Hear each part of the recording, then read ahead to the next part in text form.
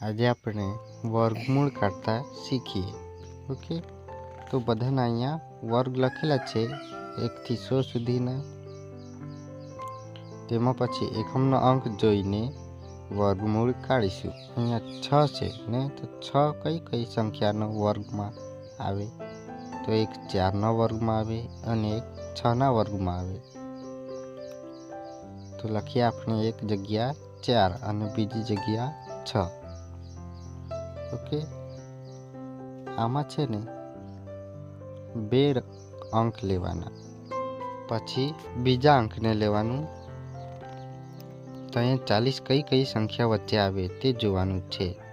તો અહીંયા 36 અને 49 એટલે 6નો વર્ગ અને 7નો વર્ગની વચ્ચે આવે છે ને, તેમાંથી આપણે નાની સંખ્યા લેવાનું, બરાબર।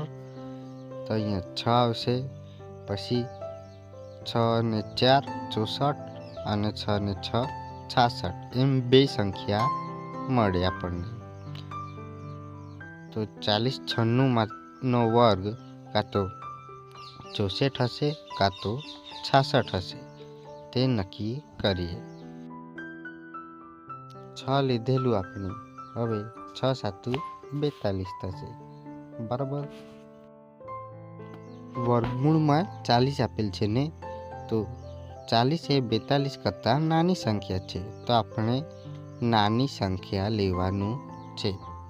ઓકે, તો 64નો વર્ગ 40 96 થશે। આવી જ રીતે 784 જે તમારે કમેન્ટમાં કહેવાનું છે। વિડીયો જોવા બદલ ખૂબ ખૂબ આભાર।